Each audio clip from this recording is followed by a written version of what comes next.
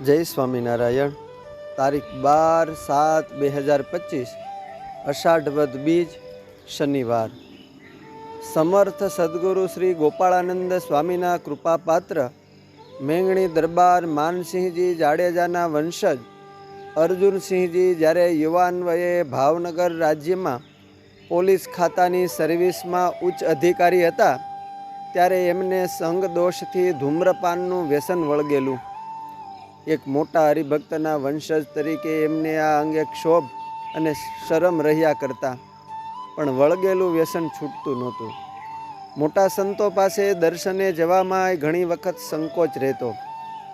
ધૂમ્રપાન કર્યા પછી એની ગંધને છુપાવવા એ બનતા પ્રયત્નો કરી પછી જ મંદિરે દર્શને આવતા. કોઈને પોતાના આ ખાનગી વ્યસનની જાણ ન થાય એની તકેદારી રાખતા. કોઈ પોતાને આ અંગે રોકે ટોકે એ આ સ્વમાની યુવાનને રૂચતું નહીં. પોતે કામ પ્રસંગે વડોદરામાં એકાદ માસ રોકાયેલા ત્યારે તેમને ત્યાં પરિચિતો મહિમાથી મળવા આવતા.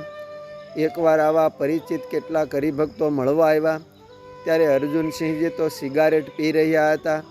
ઠાલું બારણું ધકેલીને આ લોકોએ રૂમમાં પ્રવેશ કર્યો કે તુરત જ દરબારે સિગારેટને બુજાવીને ફેંકી દીધી, પણ ધુમાડાની ગંધ અછતી ન રહી. બાપુએ સૌને જય શ્રી સ્વામિનારાયણ કહી આવકાર્યા. કેટલાકે મહિમાથી એમને હાથ જોડી વંદન કર્યા, પણ બીડીની ગંધથી કેટલાકના મોં ઉપર નારાજગી ઉપસી આવી. એ અર્જુનસિંહથી નજરઅંદાજ ન થઈ શક્યું. પછી સૌ બહાર નીકળીને લોબીમાં વાતુએ વળગ્યા કે માનસિંહ બાપુ કેવા પરમ ભક્તરાજ હતા, અને એમના વંશજ આમ ધૂમ્રપાન કરે એ જરાય ન શોભે. આમના દર્શન કરવાથી આપણને શું પ્રેરણા મળે? આમનો ગુણેય ક્યાંથી આવે? ચાલો હવે ઘરે જઈએ.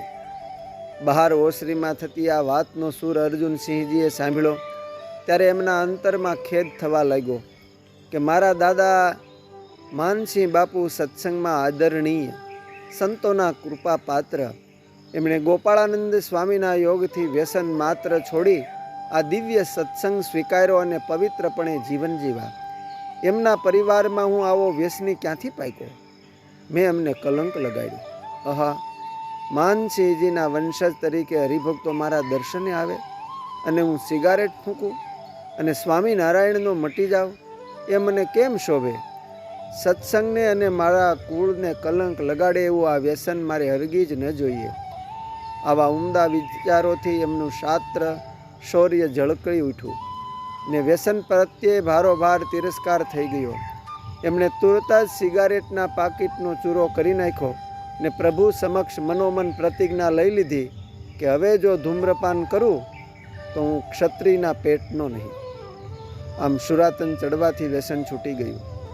હોશેથી વ્યસન છૂટતું નથી. વ્યસન અહીંની દેખાદેખીથી અને પ્રમાદ કે સંગ દોષથી વળગાવ હોય છે. એમના પ્રત્યે નફરત જાગે તો એ તુરત ટળી જાય છે.